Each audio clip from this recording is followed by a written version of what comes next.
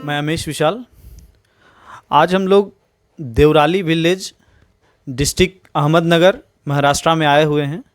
प्याज के कुछ रिसर्च एंड डेवलपमेंट मैं कर रहा था कि कैसे मैं अच्छा कर सकूं प्याज की खेती में, कैसे इनोवेशन को ऐड करके, टेक्नोलॉजी को ऐड करके, इम्प्लीमेंट्स ऐड करके लेबर इंटेंसिव कम कर सकें, उसके बिहाफ में मैं आया हुआ था इस गांव में। तो यहाँ पे एक एसपी एग्रो इनोवेशंस करके एक हैं जिनके ऑनर हम हुए सौरभ जी, जिनसे मैं एट मॉर्निंग मिला हूँ। और इनका बहुत बहुत धन्यवाद सबसे पहले कि इन्होंने मुझे फुल डे टाइम दिया, पूरी चीज़ें बताई कि कैसे प्याज का पूरा कल्टीवेशन प्रोसेस है, क्या फर्टिगेशन शेड्यूल रखना है, मशीनरी में कैसे जाना है। तो इसके लिए बहुत बहुत धन्यवाद। और आज हम बात करेंगे सौरभ जी से कि ये एसपी एग्रो के एक तरह से बोल सकते हैं कि एसपी एग्रो के अंदर कैसे इनोवेशन को ऐड करके प्याज के कल्टीवेशन प्रोसेस को आसान किया है, उसके बारे में आज बात करेंगे। तो सबसे पहले हम सौरभ जी से बोलेंगे कि अपने थोड़ा सा परिचय दें हमारे किसान भाइयों को। नमस्ते, मैं सौरभ कदम, को फाउंडर एसपी एग्रो इनोवेशंस हमारा एक स्टार्टअप है। तो सबसे पहले कि अभी सभी किसानों को मालूम है कि लेबर की समस्या खेती में बहुत ज़्यादा बढ़ रही है। खेती में काम करना कोई नहीं चाहता। खुद अपने किसान के बच्चे भी जो सेकंड जनरेशन है वो काम नहीं करना चाहते खेती में। तो खेती में क्या है, हार्ड वर्क दिख रहा है और श्रम को प्रतिष्ठा है नहीं पूरे, हम देखेंगे पूरे विश्व में। तो इसको प्रतिष्ठा लाना है, स्मार्टनेस बढ़ाना है खेती में, तो मशीनरी का यूज़ बढ़ना चाहिए। और फिर भी ऐसा है कि जो मशीनरी का रिसर्च है या फॉरेन कंट्रीज़ में कुछ मशीनें हम देखते हैं, लेकिन इंडिया में तो ये मशीनें है नहीं। लेकिन इंडिया की कंडीशंस अलग हैं, वहाँ के मशीन डायरेक्टली यहाँ पे इम्प्लीमेंट नहीं कर सकते। तो यहाँ का मशीन यहीं पे तैयार होना चाहिए। इसका एक थॉट प्रोसेस लेके हमने काम चालू किया है। हमारे जो पार्टनर है, आज यहाँ पे नहीं है, प्रसाद जी देशमुख, वो भी हम मेरे साथ जुड़े हुए हैं इस कार्य में। तो यहाँ पे हम क्या करते हैं कि किसानों को जो भी लेबर की समस्या होती है, स्पेसिफिकली हमने ओनियन क्रॉप टारगेट किया है। जो प्याज की खेती होती है सबसे ज़्यादा लेबर इंटेंसिव है और वहाँ पे प्रिसीजन की भी कमी है। तो इसके कारण क्या है ना, जो उत्पाद का पोटेंशियल है, जैसे 1 एकड़ प्याज कोई अभी 10 टन ही ले रहा है, कोई उससे भी कम है, कोई 15 टन ले रहा है, लेकिन पोटेंशियल तो 25 टन का भी है, 30 टन का भी है एक एकड़ के लिए। तो वो पोटेंशियल तक किसान जा नहीं पा रहा। तो इसके लिए प्रिसीजन आना ज़रूरी है। और दूसरा है लेबर की समस्या। लेबर की समस्या क्यों है? क्योंकि जो विंडो होता है प्लांटेशन का वो बहुत कम होता है। 1 महीने या 2 महीने में पूरा प्याज पूरे गांव को लगाना है, तो लेबर तो मिल नहीं पाएगी। और जो भी मिलेगी अगर, तो वो अच्छी तरीके से प्लांटेशन नहीं होगा। क्योंकि प्याज का क्या है ना, यील्ड सबसे ज़्यादा डिपेंड है कि आप संख्या कितना लगाते हैं। तो संख्या राइट मिलना ज़रूरी है। अगर आपको 20 टन एवरेज निकालना है कम से कम, तो 2 लाख पौधे 1 एकड़ में लगने ही चाहिए। तो हर एक प्याज अगर 100 ग्राम का बनेगा तो आपका 20 टन एवरेज निकलेगा, और वो भी एक समान अंतराल पे लगना चाहिए। तो इसके लिए मशीन का ही यूज़ होना इसमें ज़रूरी बनता है। तो इसके लिए हमने एक ट्रांसप्लांटर मशीन बनाया है, जो कि एक सेमी ऑटोमेटिक ट्रांसप्लांटर मशीन है, और वो एक ट्रैक्टर ड्रिवन इम्प्लीमेंट है। इसमें एक कंडीशन सिर्फ ऐसी है कि हर एक ट्रैक्टर में ये मशीन नहीं चलेगा। उसमें एक स्पेशल गियर होना चाहिए ट्रैक्टर में, जिसको बोलते हैं क्रीपर गियर। अभी जो लेटेस्ट कुछ ट्रैक्टर आ रहे हैं, कुछ ट्रैक्टर कंपनियों के पास वो मॉडल अवेलेबल है क्रीपर गियर का।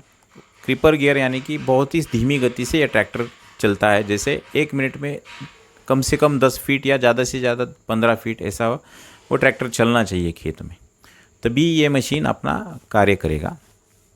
दूसरा, इसमें जो लेबर की रिक्वायरमेंट है, जैसे 1 एकड़ का अगर प्याज बोना है तो लगभग किस जगह पे 25 लेबर लगती है, किस जगह पे 30 लेबर लगती है, किस जगह पे 35-40 भी लेबर लगती है। और इसमें क्या है ना, लेबर की रिक्वायरमेंट बहुत ही कम हो जाती है। लेबर लगती है फीडिंग के लिए, लेकिन बहुत ही कम हो जाती है। उसमें लेबर का जो झुक के काम करना है, यानी कि कुछ ड्रजरी इन्वॉल्व है, जैसे कमर दर्द है, पीठ दर्द है, झुक के काम करना है, तो लेबर काम में आती नहीं। तो इस मशीन के साथ अगर काम करेंगे तो वो क्या है ना, सीट के बैठ के काम है। तो सीट पे बैठ के अगर काम है, तो अगर लेबर मिलती भी नहीं, घर के भी अगर आदमी है औरतें हैं तो वो भी काम ये कर सकती है, काम अपना रुकेगा नहीं, क्योंकि प्याज की खेती में सबसे इम्पोर्टेंट ड्यूरेशन भी है। जैसे महाराष्ट्र में 1 दिसंबर से लेके 15 दिसंबर पे जो प्याज लगती है, ऐसे रिसर्च पेपर भी है अवेलेबल, जो इस इंटरवल में प्याज लगती है उस सबसे ज़्यादा उत्पाद वही इंटरवल का प्याज देता है। तो योग्य इंटरवल में भी आपका प्लांटेशन हो, वो भी एक इम्पॉर्टेंट बात है। अगर बिहार के बारे में अगर बोलूँ तो अमित जी से मैंने जानना चाहा कि दिन भर हम चर्चा करते रहे, वहाँ की परिस्थिति, वहाँ की सॉइल, वहाँ का पानी और वहाँ का जो एटमॉस्फेयर है। जैसे प्याज की खेती ऐसी का शुरू में ठंड होनी चाहिए, हार्वेस्टिंग के टाइम गर्मी होनी चाहिए, तो वो एग्जैक्ट पीरियड शायद महाराष्ट्र का अलग है, बिहार का वो अलग होगा। मात्र 10 दिन का विंडो है दोनों में। हाँ, वो तो 10 दिसंबर से चालू होगा, वो तो 15 दिन का इंटरवल। तो डिस्कशन में हमने ये देखा कि 15 दिसंबर से लेके ये बिहार में 15 दिसंबर के आगे का जो समय है वो भी उचित रहेगा, क्योंकि ठंड ज़्यादा, नॉर्थ इंडिया जाएंगे ठंड ज़्यादा दिन रहती है, तो वो भी एक है। और बहुत सारे छोटे बातें हैं जिस पे हमने बात की, एग्रोनॉमी वाइज बात की, मशीन के हिसाब से बात की। तो आगे जाके देखेंगे कि बिहार का भी जो उत्पाद है प्याज के बारे में वो बढ़ेगा। लेकिन एक बात मैं अमित जी से बताऊं कि बिहार के किसानों को एडेड बेनिफिट है, क्योंकि वहाँ पे मार्केट नज़दीक है। जैसे नॉर्थ इंडिया में जो प्याज के रेट्स होते हैं मंडी के, वो कम से कम 5 से 10 रुपये प्लस ही होते हैं महाराष्ट्र के, क्योंकि ट्रांसपोर्ट कॉस्ट भी कंसिडर करना ज़रूरी होता है। और प्याज कम समय में अच्छा पैसा मुनाफा देने वाला क्रॉप है, लेकिन उसमें अच्छा यील्ड आना वो भी ज़रूरी है, और यील्ड के साथ भी जो क्वालिटी होना चाहिए प्याज का वो भी अच्छा आना ज़रूरी है। इसके लिए मशीन का यूज़ होना अनिवार्य है आगे आने वाले समय में। और हम बाकी जैसे ट्रांसप्लांटर अभी हमने डेवलप किया है, जैसे वैसे आगे जाके और भी कुछ मशीनें बना रहे हैं। जैसे निराई गुड़ाई के लिए कुछ ऑटोमेटिक अगर मशीनें हो, उसके बारे में भी सोच रहे हैं। और हार्वेस्टिंग वो भी एक बड़ा काम होता है प्याज की खेती में, तो उसके लिए भी कुछ मशीनें हम देख रहे हैं। मशीन के बारे में मैं बोलना चाहूँगा कि आपके पास जो मॉडल्स हैं, 3 या 4 मॉडल्स हैं, उसके बारे में बताएं। एक्चुअली मैं बोलूँ तो इनके पास अभी प्याज का इनिशियल फेज बोलूँ तो सीडलिंग से लेके सोइंग तक, ट्रांसप्लांटिंग तक इनके पास पूरा सॉल्यूशन है, जो अभी तक इन्होंने जिक्र ही नहीं किया जिस चीज़ों के बारे में। इनके पास वो सॉल्यूशन है। और पूरे इंडिया में मुझे ऐसा पर्सनली, मैं जितना रिसर्च किया हूँ उसमें यही निकल के आया है कि पूरे इंडिया में अभी प्रॉपर ट्रांसप्लांटर प्याज का कहीं नहीं है। और कहीं नहीं है तो कहीं है, एक जगह है जहाँ पे एसपी एग्रो के कर कमलों में से हो सकता है ये चीज़ें पॉसिबल। तो थोड़ा सा आप पहले तो सीडर के बारे में बताएं कि उसमें क्या मॉडल्स हैं। और दूसरा चीज़ है कि जो हमारा ट्रांसप्लांटर है उसमें भी 2-3 मॉडल है, छोटे किसानों के लिए, बड़े पैमाने पे करने के लिए, रेंट आउट अगर कोई किसान चाह रहे हैं कि भाई हम उसको सोर्स करें और फिर हम आगे फार्मर को रेंट आउट करें, तो वो थोड़ा सा मॉडल्स के बारे में, दोनों चीज़ ट्रांसप्लांटर एंड सीडर दोनों। ज़रूर। तो सीडर मशीन से हमारी शुरुआत भी हुई थी। सीडर मशीन ये जब हम प्याज की खेती करते हैं तो पहले हम नर्सरी के लिए बीज डालते हैं ज़मीन पे। तो ब्रॉडकास्टिंग टेक्निक में क्या होता है कि जो जैसे ज़मीन पे फेंकते हैं बीज, तो एक जैसे फेंकना नहीं होता, और दूसरा क्या होता है कि जर्मिनेशन भी प्रॉपर नहीं होता। तो फिर किसानों को क्या है, ज़्यादा बीज लगता है पर एकड़ के लिए, लगभग 3 से 4 किलो बीज एक एकड़ का ट्रांसप्लांटिंग का नर्सरी बनाने के लिए लगता है। तो इस मशीन से हमने एक मानव चलित यंत्र है, जैसे आदमी से खींच के ये मशीन चलता है, ह्यूमन ड्रिवन मशीन। वो मशीन क्या करता है, नर्सरी के लिए सीडिंग, लाइन सीडिंग का काम करता है। तो वो एक मशीन हमारी रेंज में है। दूसरा जो बैल से चलने वाला कुछ मशीन है हमारे यहाँ, जिसके पास बैल है वो मशीन से कर सकता है। वो मशीन नर्सरी भी करेगा, आपकी डायरेक्ट सीडिंग भी ओनियन की कभी कभी होती है। जैसे खरीफ की ओनियन जो होती है डायरेक्ट सीडिंग होती है, 70-80% डायरेक्ट सीडिंग होती है, लेकिन रबी की जो है वो ट्रांसप्लांटिंग ज़्यादा होती है। तो डायरेक्ट सीडिंग के लिए भी हमारे पास सोल्यूशन है। तीसरा जो मशीन है ट्रैक्टर पे चलने वाला है, जो जैसे किसी किसानों के पास छोटा ट्रैक्टर है तो उसके लिए मॉडल है, बड़ा ट्रैक्टर है उसके लिए भी मॉडल है। और जो 2 पहिए के पावर वीडर होते हैं डीजल और पेट्रोल ऑपरेटेड, उसके लिए भी कुछ हमारे लिए सीडर मशीन है। इन शॉर्ट हमारे लिए सोर्स कोई भी हो उसके लिए एक सीडर मशीन है। आपका क्रॉप कौन सा भी है, मल्टी क्रॉप, ये सीडर मशीन है। और कुछ मेज़ प्लांटर भी हमने डेवलप कर रखी है, तो ये हुआ सीडर की बात।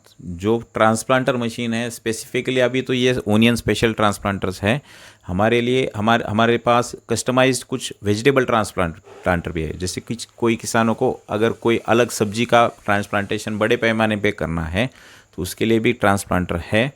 जो प्याज का ट्रांसप्लांटर है वो आता है 4 अलग अलग मॉडलों में, जैसे 4 सीटर हुआ, 5 सीटर, 6 सीटर और 8 सीटर।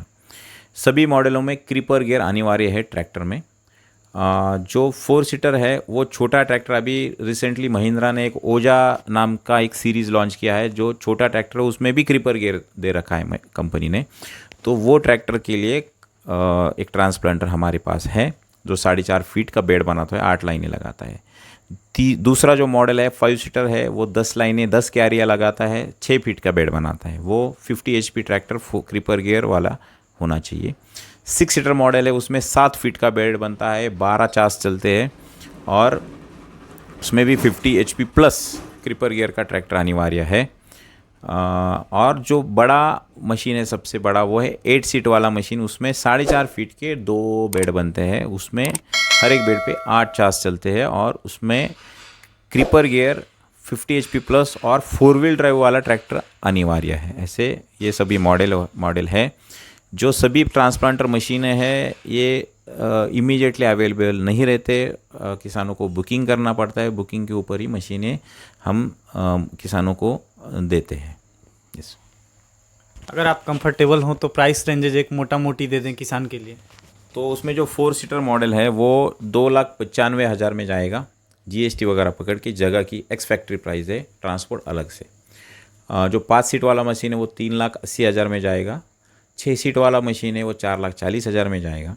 और जो 8 सीट वाला मशीन है वो लगभग 5.5 लाख में। ऐसा भी है कि शिरडी जो बहुत फेमस तीर्थ स्थल है वहाँ से 25-30 किलोमीटर हमारा लोकेशन आता है।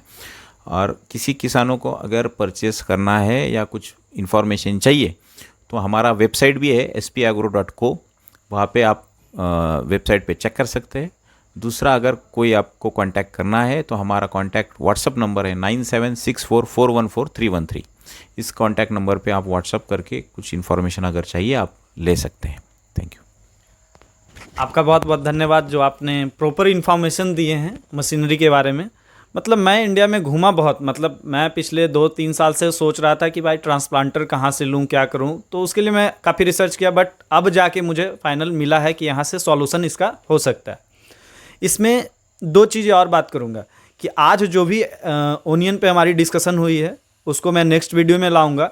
और ट्रांसप्लांटर का कुछ मैं अभी प्लॉट पे जब मैं गया था तो उसका भी कुछ वीडियो है, तो मैं 2 पार्ट करके लाऊंगा, जिसमें एक ट्रांसप्लांट होते टाइम का SP एग्रो का जो मशीन ट्रांसप्लांट कर रहा है उस टाइम होते हुए का वीडियो मैं लाऊंगा, और एक वीडियो में जो हमारी डिस्कशन हुई है उसको मैं फर्दर डिस्कस करूंगा। धन्यवाद, थैंक यू।